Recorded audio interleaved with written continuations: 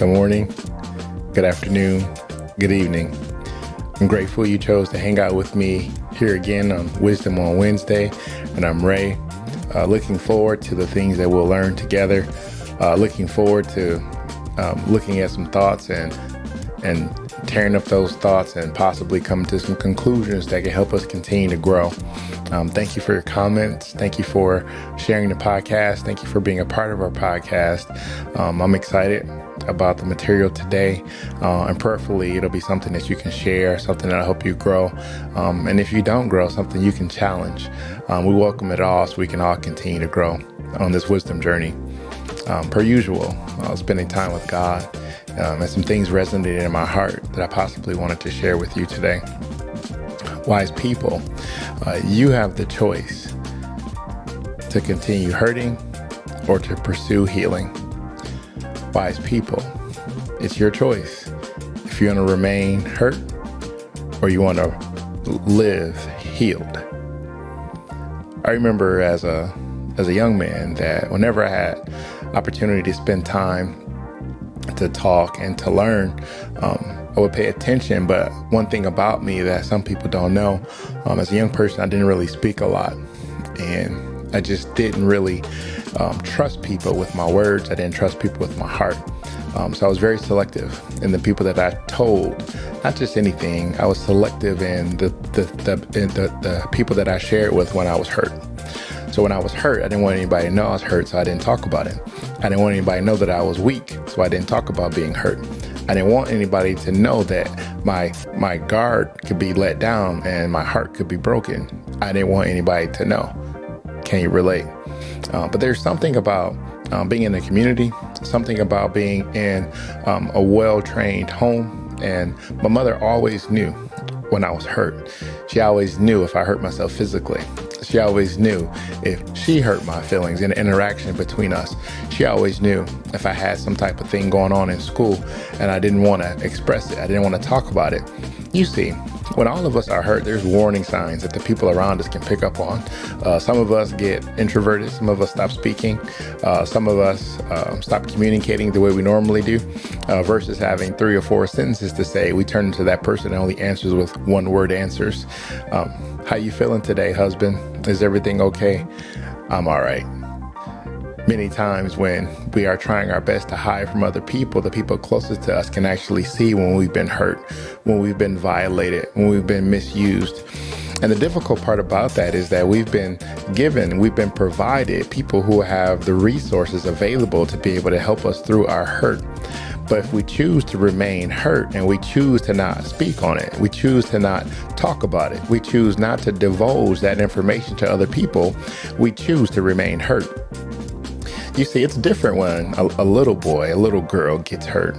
You know, they're walking, they get close to the coffee table and all the adults are afraid, thinking they're going to hit their head on a corner of that coffee table, and everybody's holding their breath, and they're walking good, and they're smiling and they're excited because everybody's paying attention to them.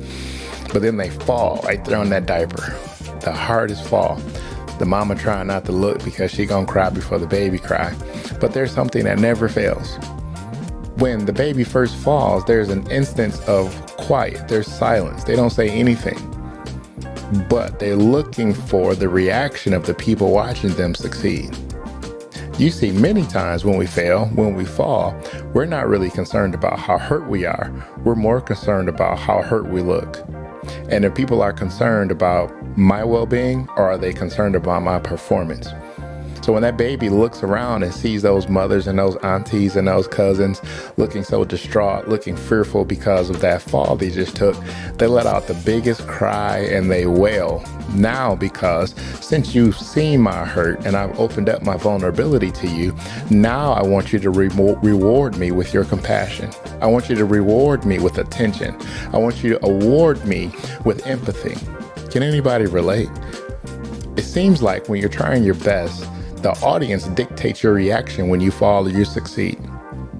If you focus on just the things that you're working through, sometimes the things that hurt us in life are the things that actually propel us to the next journey in life. I remember falling. I remember scraping my knee, and there was no comfort like a mother's comfort. I remember not getting the best grade and coming home and my mother lied to me like every good mother can and tell me I can do my best if I try. And she was completely happy with whatever grade I came home with because she knew I tried my best. The mothers sure enough be lying to these kids. Back to the schedule station.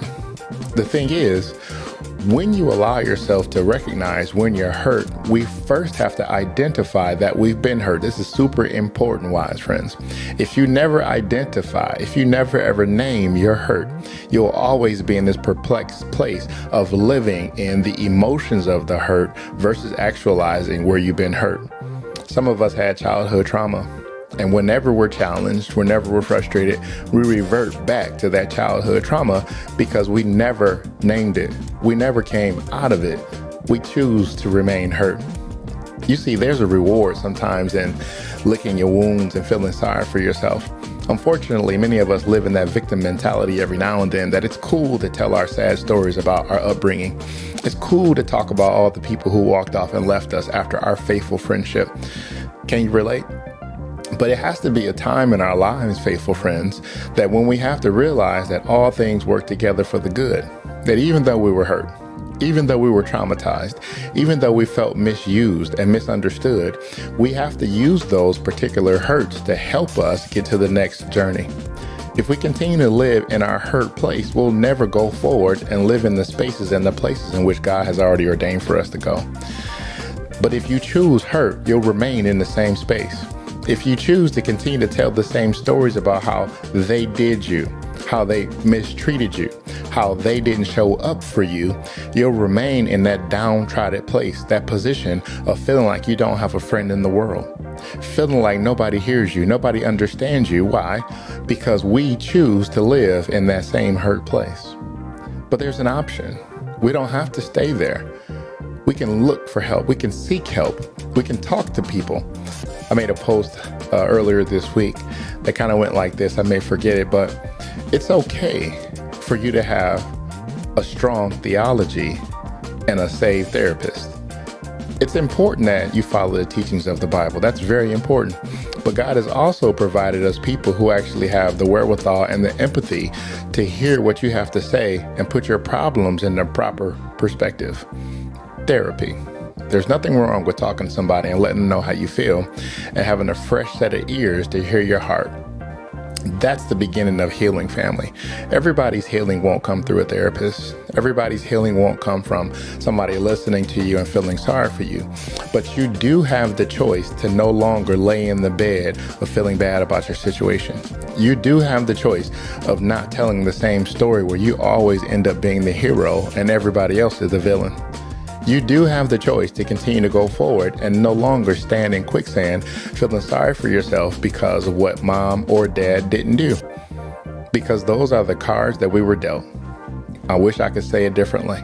Those were the cards that we were dealt, and we have to play the hand that we were dealt. And some of us have played some very miraculous hands that if anybody else had had the hand you were dealt, they would have threw in the towel. But you kept going.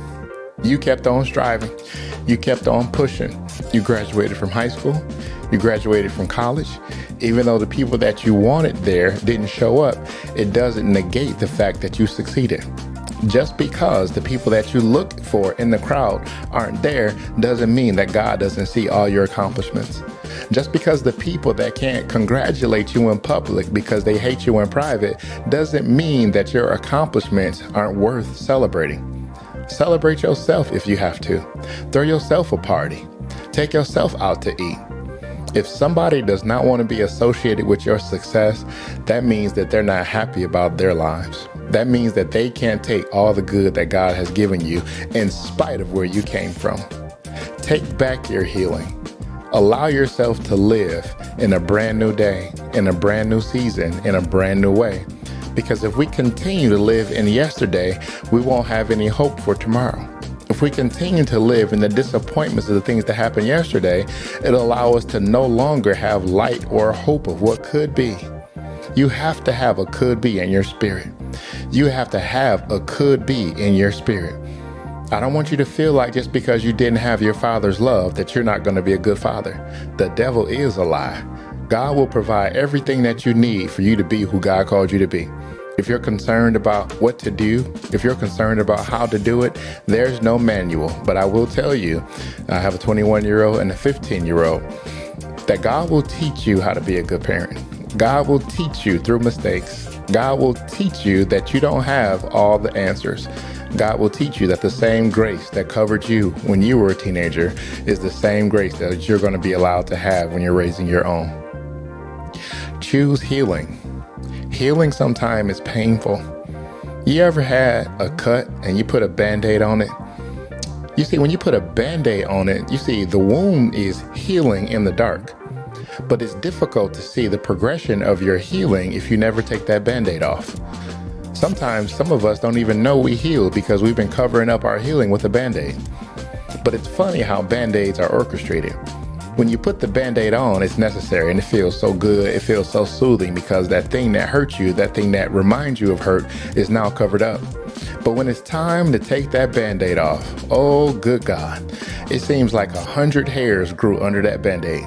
And as you're trying to take that Band-Aid off just to examine your old wounds, it seems like now everything around that old wound is now being extra sensitive. Can you relate?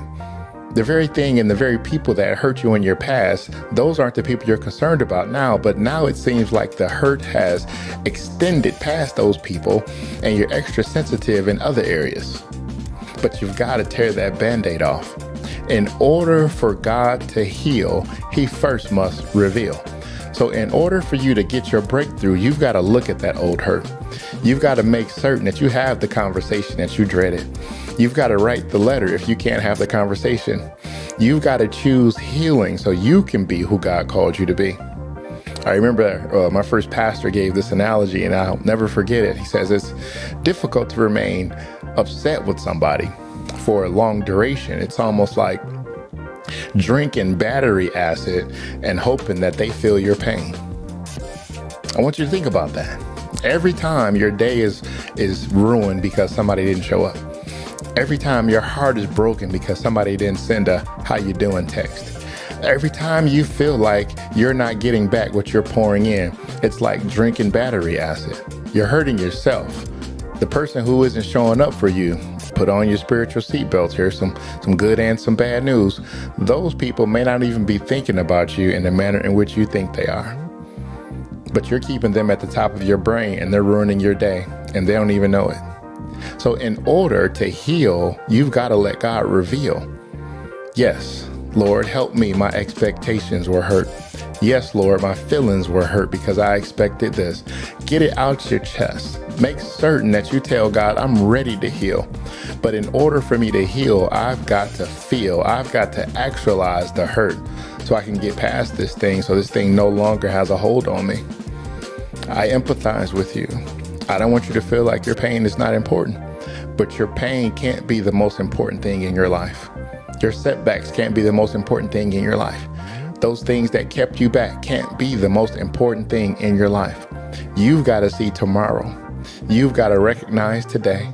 Yesterday's gone. You can't do nothing about it. Tomorrow's not promised, but this is the day that the Lord has made.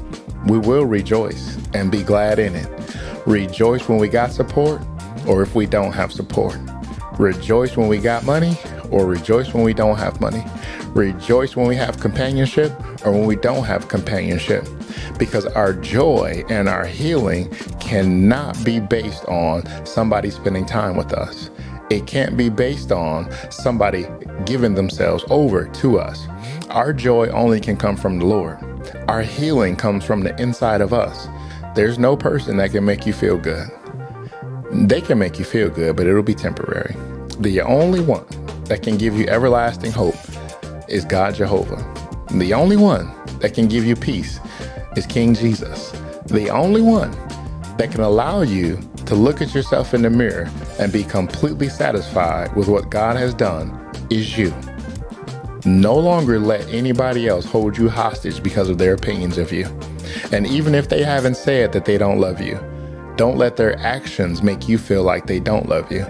Some people just don't have the courage or the capacity to love you in the manner in which you need. I pray that this word was encouraging to you.